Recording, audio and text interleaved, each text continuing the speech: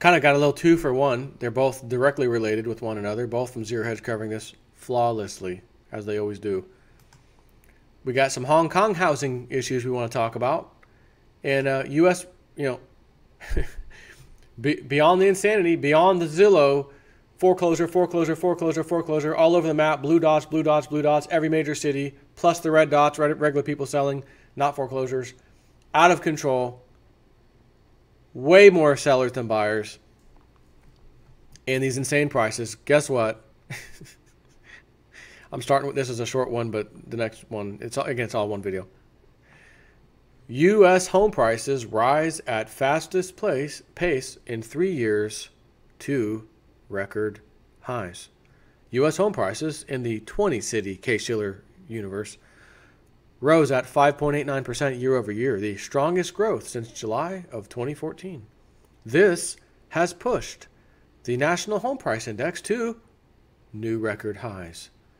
I wonder if that has any damn thing to do with the insane amount of foreclosures again I'm seeing. Again, anyone who's new to this, go to Zillow.com, start searching in any major city in your state, and then go to another state, look in their major cities, go to another state, etc.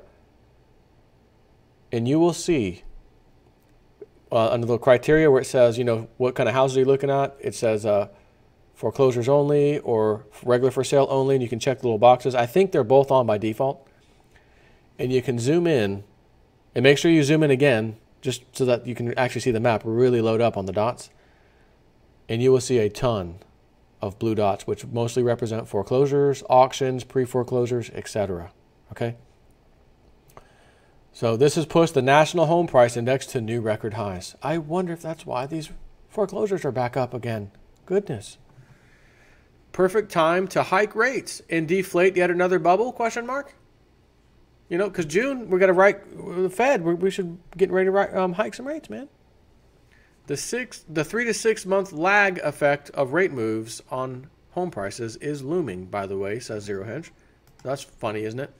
So, speaking of a different part of the planet, we've talked at length here, Realist News, about Canada, even Australia, and the U.S., massive housing problems. You got liar loans out of control in Canada, unbelievable amount of liar loans that were produced, which again means someone didn't have the income, didn't have the money, but they somehow got the loan anyways. Darn well America did the same thing during the same time, and Australia did, because we're all having the same kind of problems for the most part. But one I haven't talked about, I don't even know if yet this year possibly, I can't really remember, I do so many damn videos. Again, Zero Hedge, Hong Kong's housing market has become a sea of madness, central bank warns. Really? And he starts it off by saying, wow, what a difference 16 months makes. Ooh. It was February of 2016 when, looking at the latest trends in the Hong Kong housing market, we wrote, we as in Zero Hedge them, that in January 2016, Hong Kong home prices tumbled the most since July 2013. And after a 12-year up cycle, prices were now down 10% from the recent peak just 4 months prior. Well, the local Centerline Property Agency estimated that total Hong Kong property transactions at the start of 2016 were on track to register the worst month on record. Again, this is 2016. Fast forward to today, when that particular blip is long forgotten, swept away by the record credit injection unleashed by China in the interim, which has spilled over into the Hong Kong housing market, where instead of concerns about a bubble bursting, the locals are preoccupied with chasing the latest and the biggest yet housing bubble to form in Hong Kong, as crowds of people line up in hopes of being the winning bidder for one of several properties for sale, some of which are oversubscribed as much as 15 times. Simon Ting tweeted, another Hong Kong new home sales oversubscribed 14 times, 0.8 today, 14 times. Not as hot as yesterday, but, only hundreds of buyers. Oh, interesting. According to the latest data from Hong Kong's Centerline Property City leading index of existing homes prices have risen an unprecedented 23% in the past year. Here I am telling you ours was like, what was it, 5 or something percent? Setting new price records week after week. Over the past decade, home prices in the financial capital of Asia have tripled. Wow. Yeah, that's sustainable.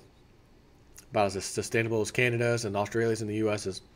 As Bloomberg observed, snaking queues of thousands of prospective apartment buyers in Hong Kong signaled authorities have made no progress in cooling a red-hot property market where prices are at records.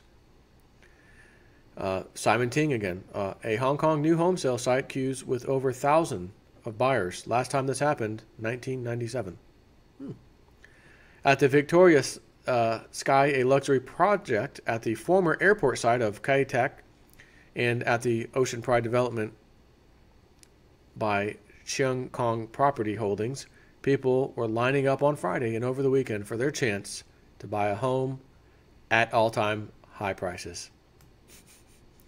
Someone tell me how this ends. I don't think I'm certain how this is going to end. Someone clue me in.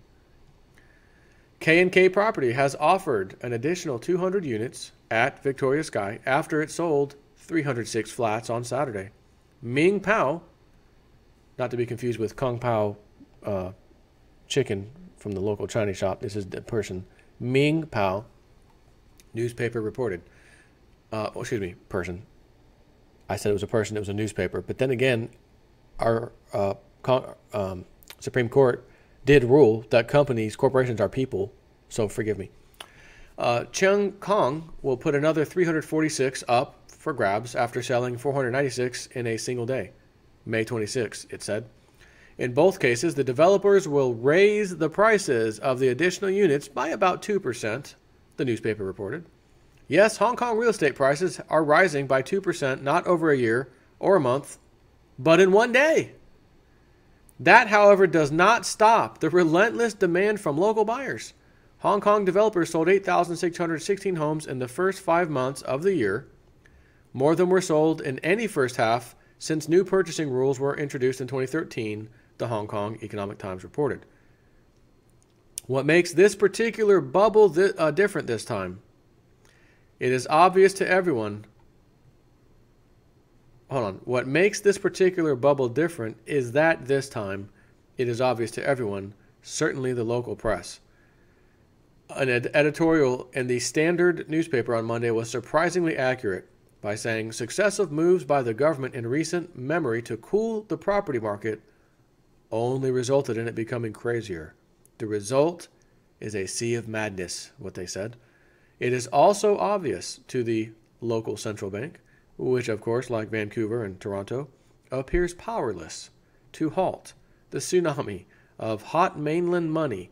The Hong Kong Monetary Authority has been tightening rules for lenders, Bloomberg writes, including restricting levels of lending to developers as it tries to limit financial risks and take some of the heat out of the market. And yet, so far, the result is absolutely nothing, as nobody bothers to listen to the growing warnings. Speaking at a legislative council meeting last Monday, Hong Kong's central bank chief, HKMA chief executive Norman Chan. Let me ask you a question. Central banks, you know how all the central banks in the world are pretty much run by the club. Do you know any Chinese men named Norman? First name Norman? Right. But he does have a Chan last name, so he must be for the Chinese people, not for the elite.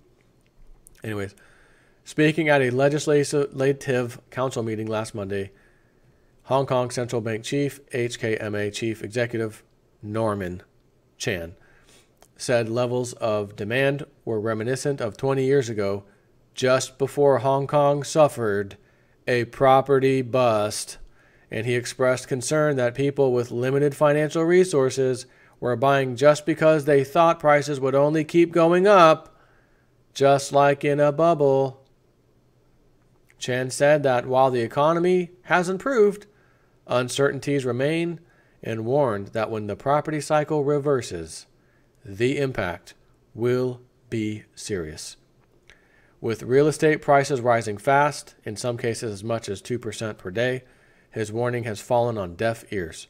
Of course, it will be different when the bubble again bursts and everyone is shocked that the authorities let it come to this again. And then first the HKMA, then the People's Bank of China will have to again step in and bail out all the bubble-chasing speculators once more, or risk yet another economic collapse. Rinse and repeat. So, yeah, again. Well, but that's China. That's not, again, what's that old 80s song? People are people, so why should it be?